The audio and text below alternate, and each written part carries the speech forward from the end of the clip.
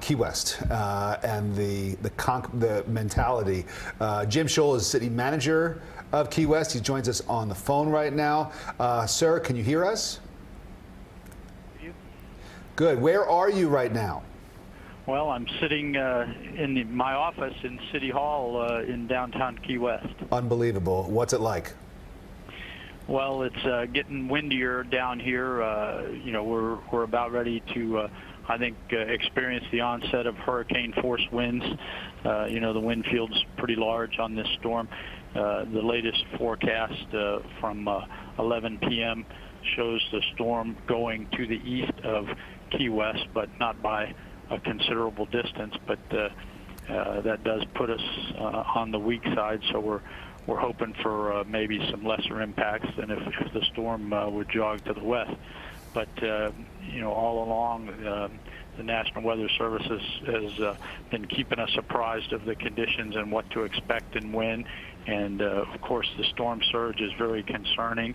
But for where we are here in town, we don't expect to experience too much storm surge. So this building is brand new. We've been in it less than a year, and it was constructed to the South Florida wind load standards. So it's a Category 5 rated building, and we expect to be able to make it through the storm and then go out and commence the recovery process. Well, we're taking a live look at a picture from Key West. It doesn't look good, to be honest with you. It's pretty dark, and we see some rain pouring down there, and I'm sure the winds are heavy, as you've described. I'm wondering if you can paint a picture for us of the building you're in. Who are you with? Where are you sitting? You said you were in your office. Do you have electricity? Kind of paint a picture for us of your situation right now.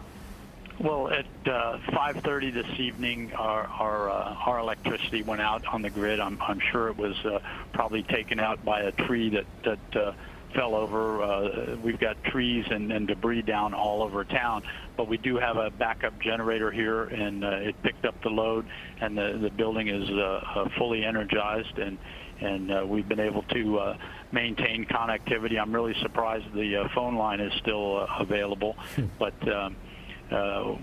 we're still able to communicate. We've been having regular conference calls, obviously, with the Monroe County Emergency Operations Center and my Emergency Operations Center, which is here in the building. We've staged that on the second floor here in the large conference room. So that's been stood up since this past Tuesday, and I've got about 20 folks here that they're part of that emergency management team for the city, and of course the police and fire department, public safety officials are out there, and they're in two of our fire stations and at the police station, which are all hurricane-rated buildings, and you know, we're hunkered down now, and we'll hopefully get through tonight and tomorrow, and then do the recovery.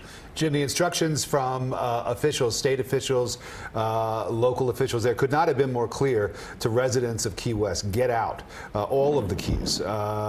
Mandatory evacuation order, and yet we know that not everybody paid attention to that. Are you able to have any kind of an accurate head count? Do you know how many people in your city have stayed behind, or how many people you need to go out and look for, depending on what happens with this?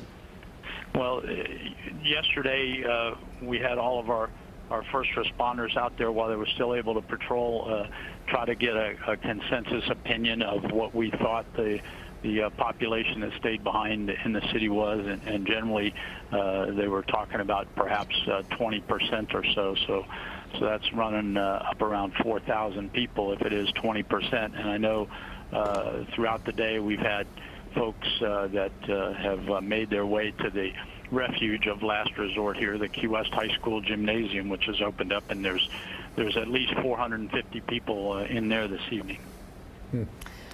Wow. So what made you decide to stay there? Obviously, you were telling the people of Key West to get out. That's what all the experts have been saying. It's a really dangerous situation there, and it could leave you very isolated also. If the bridges go out, that could take a long time to get aid to you. Why did you decide to stay? Well, obviously, as a city manager, you're got a lot of responsibilities, and we've got our citizens that that are here, and of course my team that is here to protect the city and be ready to manage the recovery. We worked very closely all week long with the updates of the National Weather Service, and of course them being directly across the street, our front doors face each other. It was very convenient for me to go over there and get some good firsthand information on particularly the storm surge and you know, the County Emergency Operations Center. We had a last drop-dead meeting this morning to make a decision whether we would stay or retreat, and for me that was all based on the storm surge predictions for us down here, and so we should be safe, and then we'll be in place here to commence the recovery, and of course assisting anybody out there who needs it, which it certainly could take a while. You know, we can't really start the formal recovery process because we need some sort of a medical facility to be open for our power company to get out there and work on down power lines and obviously for our workers to go out and do any major work. We need to have that medical facility available. So we'd like to get at it right away. We'll certainly do damage assessments and then hopefully get the work commenced as soon as we can. So let's talk about the people who did leave, who did listen to the warnings and the evacuation orders, and who they live in Key West, but they're not there right now. They have sought to find safety someplace else in the state. What do you think they should anticipate in terms of when they might be able to get back home? Well, I think that'll be dependent on obviously the magnitude of the damage and what the conditions of the road will be. You know, I think there's 43 bridges between here and the mainland, and there's only one road. So obviously, to be able to get all the way to Key West, all those bridges have to be intact. And I know FDOT has their assessment teams ready to go as soon as they're able, and they're going to work multiple teams to try to go out and do the assessment of each one of those bridges and determine if they can obviously be driven on, and if not, then determine the best fix for it. So without the one road that we have, it could take a while for people to actually be able to return. What's a while? What do you think is a reasonable amount of time? If friends of yours in Key West said, Jim, I'm going to leave, I've been told to leave, I'm going to do it, but when am I going to get back? What did you tell them? Well, tell them you're just going to have to be patient, and we'll figure out a timeline once we know what the real damages are out there. It's a scary situation there. I mean, what is your biggest concern right now when you think about, obviously you're probably just trying to get through this storm, trying to get through the next couple days, but we know the Keys is just, you know, a sitting target right now. What's your biggest concern about even the aftermath of the storm? Well, the biggest concern certainly is for public safety, and you know, we've got some significantly low-lying areas in this city. And if any of our residents or the people down here did not evacuate from those areas, at least to higher ground locally here or in the shelter, they're certainly in peril this evening. Talk to us a little bit about sorry to interrupt, Rick, about the people who have stayed behind. I mean, I'm sure you've talked to a lot of them. I'm sure some of them ran their decision by you even.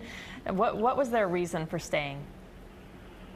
Well, many of them are multi-generation Key Westers, and you know, they've experienced storms before, and you know, they've been fortunate through the history down here that Key West has been relatively safe during the storms that have happened. You know, every storm is different, and it only takes one really bad storm to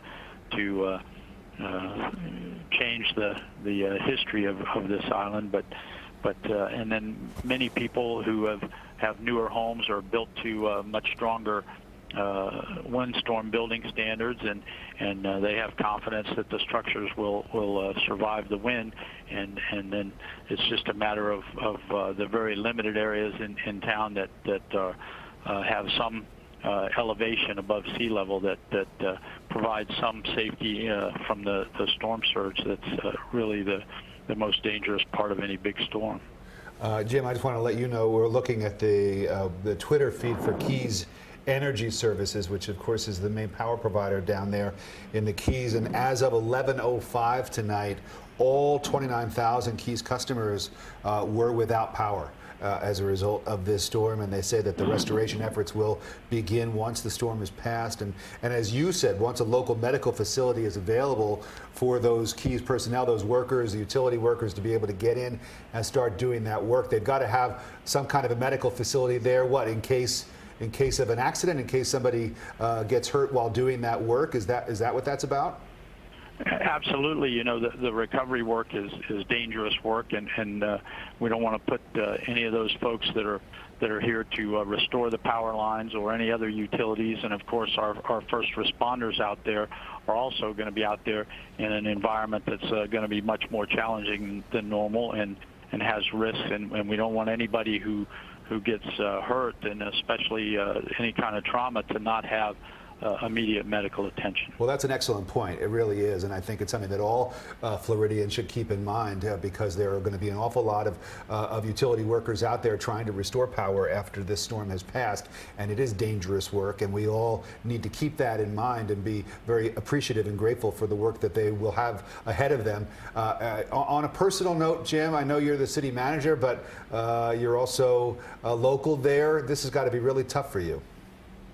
Well, it is, but if you live in Florida, anywhere in Florida, or anywhere in the Gulf Coast or the Atlantic Coast, it's just Mother Nature's way of reminding us that we're not in control of everything. But you obviously you prepare, you understand the danger, you have to evaluate good fact-based information when you're making decisions about, you know, whether to stay or whether to go. And as a city manager and somebody responsible for this city, along with all of our elected officials, the mayor and the commissioners, you know, we certainly want to be here to make sure the town is best taken care of. When you think about how the city is going to change after this storm, I mean, what do you anticipate in terms of the businesses, in terms of the tourism, in terms of the people who live there or may move away or may lose their homes? What do you anticipate come next week, let's say? Well, that's a hard question to answer right now. Again, a lot of that's going to depend on the storm surge and whether or not we have any significant collateral damage. You know, we've had discussions in the Emergency Operations Center today. You know, we've got one of the largest housing areas of all wooden homes in the United States, and many of those wooden homes use propane for gas stoves and things. So you know, certainly any sort of fire would be could be very devastating. So we want to get through the storm, hopefully avoid any of the collateral major catastrophe damage, and then with luck not have the economy base be devastated by storm surge. We know that the winds are strong there now. They're only going to get stronger. If there are people that have stayed behind, and obviously we know that there are, and they find themselves in distress and in need of help, we've heard from authorities up here in Miami-Dade and Broward that the sheriff's deputies will not be sent out once the wind gusts get above 40 miles an hour. What will you do if you get word that there's somebody there on the island that needs help and needs it right now? Well, unfortunately, we're not going to be able to respond. Much like the sheriff's office, we have our limits where all of the Key West police officers on patrol retreat back to the police station, and then our firefighters and our emergency medical folks, the ambulance crews, will not respond. It's too dangerous out there, and as we've already discussed, you know, we don't have a hospital functioning right now to take anybody who needs that type of help, or to have one of our own personnel get medical care should they be hurt in responding in this very dangerous situation down here. Wow. And you have to also consider, you know, take into consideration that this is not the only part of Florida that's going to get hit by this storm. You know, there's going to be significant damage all over the state. So it's just it's overwhelming sometimes to think about kind of what's going to come after this. But We're glad you're in at least a safe building. Yeah, we're glad you're in a safe building. I mean, you live in paradise. Anybody who's visited Key West knows what a special place it is, but it must feel a little isolated tonight. Do you feel that way? Well, a little bit, but there's a great team of folks here. We've been working very hard all week long. We've been coordinating with the county. We've been on conference calls with the governor. As far as having to be in this situation right now, I think there's a very good process of preparation and right now resources staged to respond to help with the recovery and of course help with any folks that are going to need medical attention immediately after this storm. All right, well, our thoughts are with you and all of the people in Key West and throughout the Keys. Jim Scholl for us in Key West, the city manager there. Thank you so much for taking the time for us tonight.